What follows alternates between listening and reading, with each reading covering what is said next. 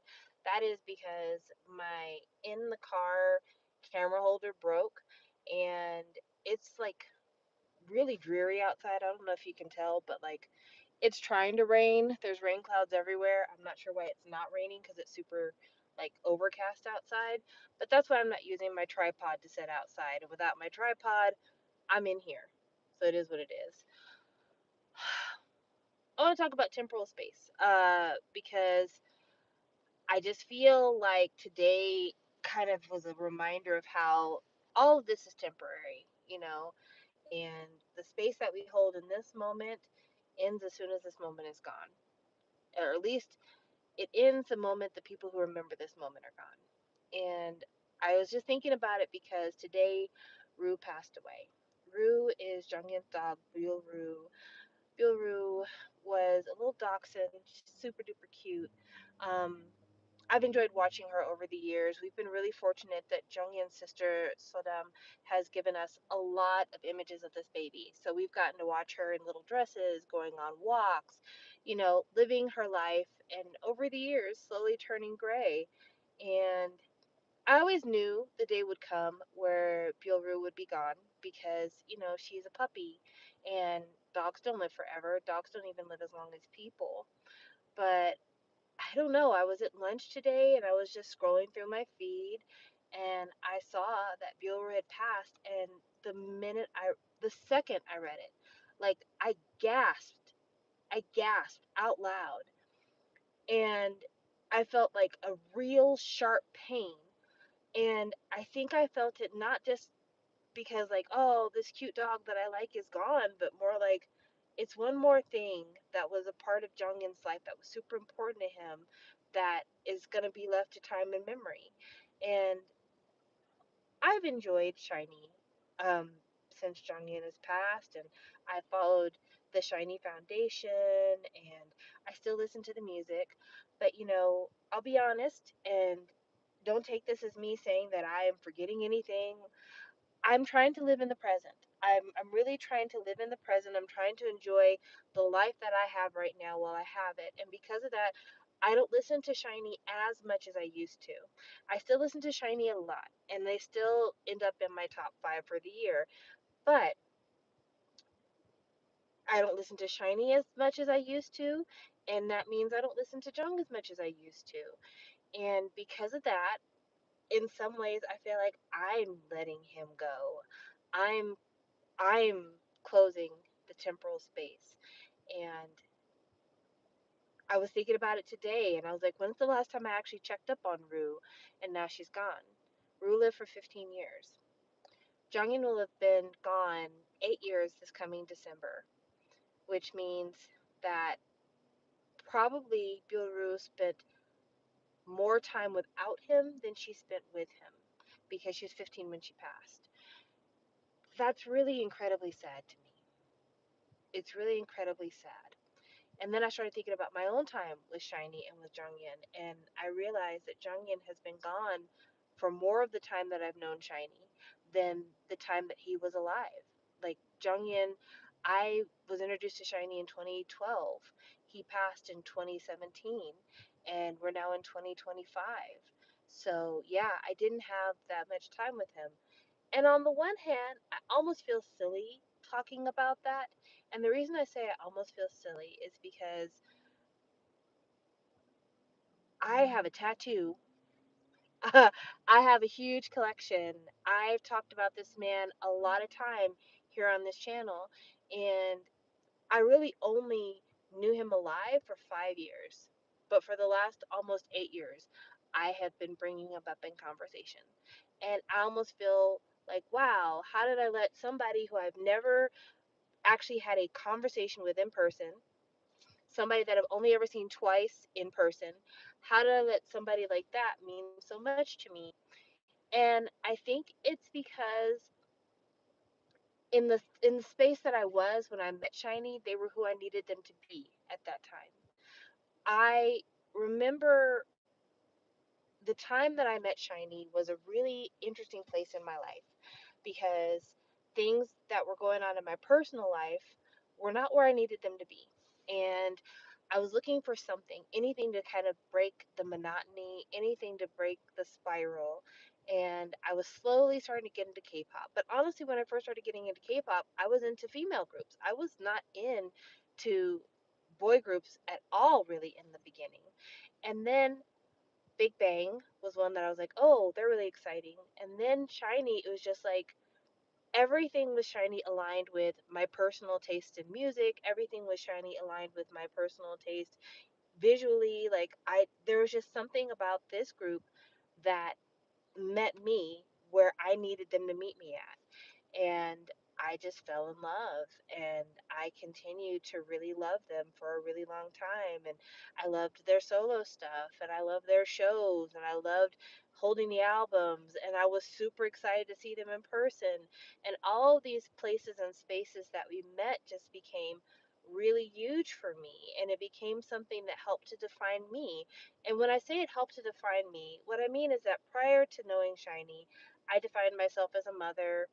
I was getting out of defining myself as a wife and into defining myself as an ex-wife for a little while. I don't really define myself as an ex-wife anymore, but defining myself as a wife, trying to figure out my career goals because I had given up pursuing a career really in order to be with my ex-husband. So, in a lot of ways, I was figuring out who me is. And Shiny has been there along the road of me figuring out who me is.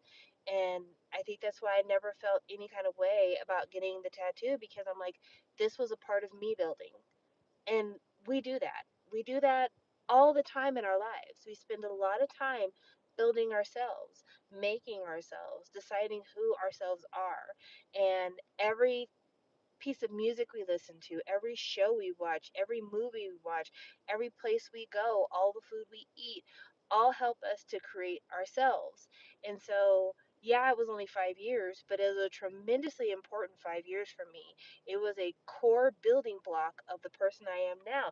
It was a building block of who my daughter is. It helped me raise my child in a way, because a lot of the things that I had never considered that I needed to watch out for are things that I learned to watch out for, because they were things that I'm like, I wonder if this could have been a place where there could have been an intervention.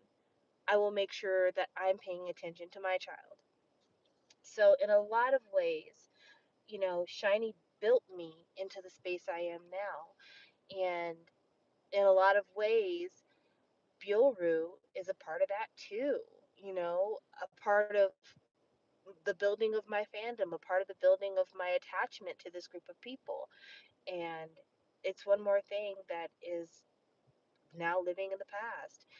And I'm moving into a new space, and Rue is not, and Jonghyun is not, and it's just more of a reminder of that. And I'm not a real woo woo type girl. Like, I define myself as, Christian believing, but I wouldn't necessarily identify with any of the crazy Christian people you see on television and on social media. But I do believe that there's an energy that we all possess in life that I guess you could call our souls. And I believe that that energy goes somewhere. When our bodies die, that energy goes somewhere. I'd like to believe that there's another plane that our soul energy visits. And I would love to believe that the family members I've lost, the friends that I've lost, that, the pets that I've had over the years will be there with me. And I want to believe that Jong and Rue are reunited on another plane. But in what I know for now, in the experience that I'm living now, in the life that I'm living now, I know for a fact that more and more of his presence is disappearing, more and more of her presence is now disappearing, more and more of my presence is disappearing. That's the other thing, too. When people die, when pets die, it's a big reminder of our own mortality. And I think about, what am I leaving behind?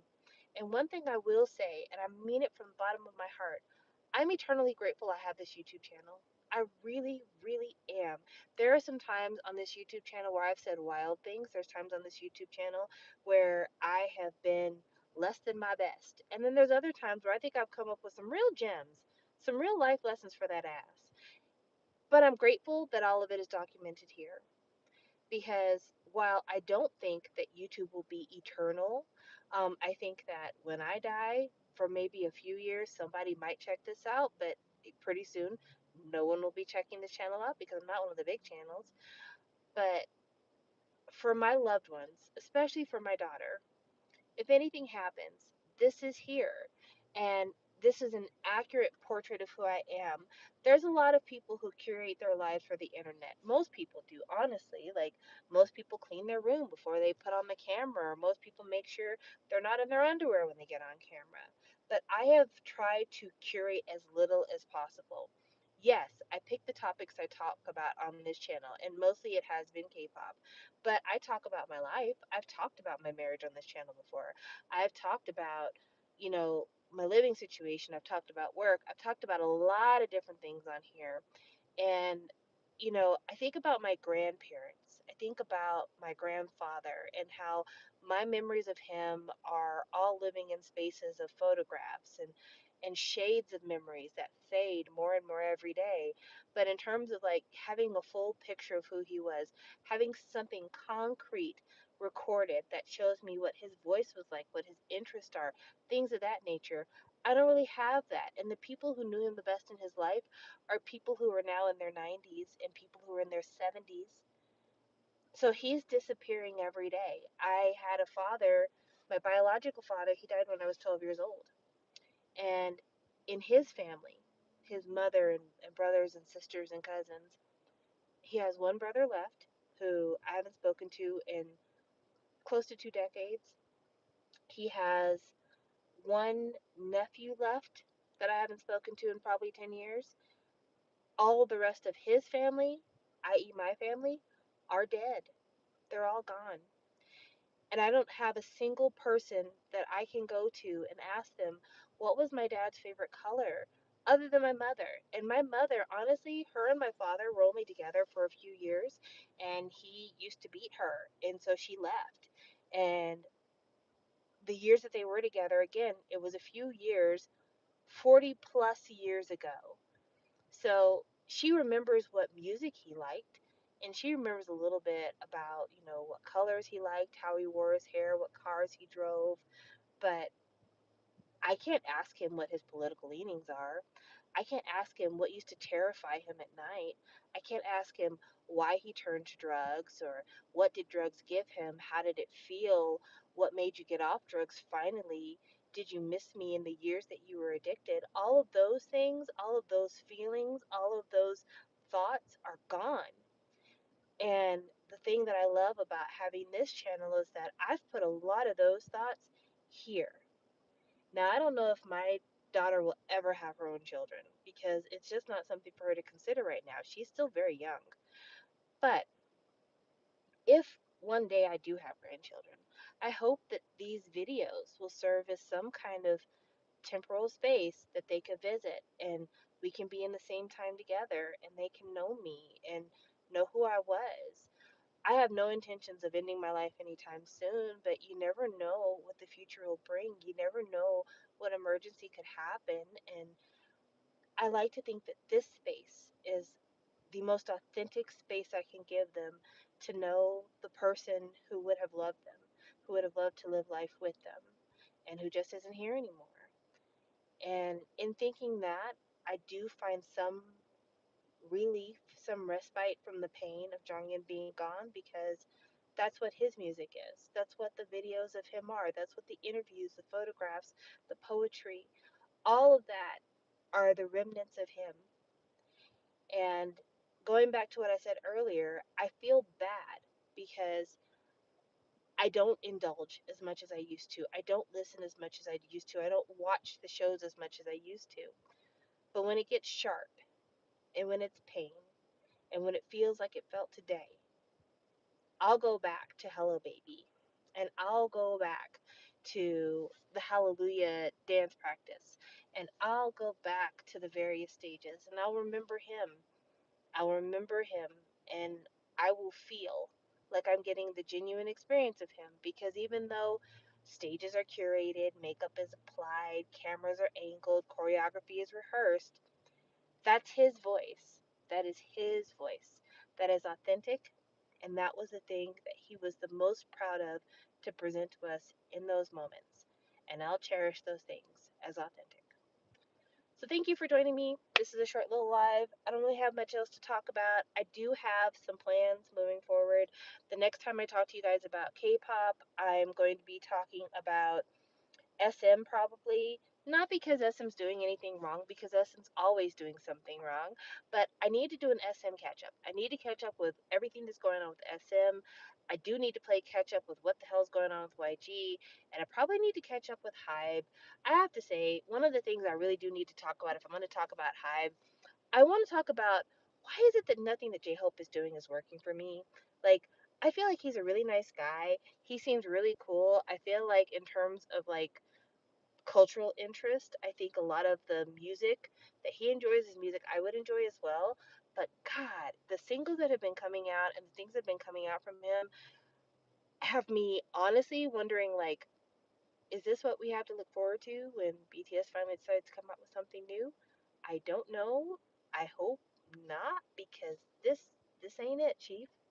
But anyway, thank you for being here for this live. I know it's not very long and it's not very much of what people want to hear about, but it's what was on my heart to say. And again, this space is only slightly curated. For the most part, it's me doing the things that I want to do. So if you want to see the things that I want to do or hear the things that I want to talk about, it's right here. Thank you so much. Bye. Love you, Joan.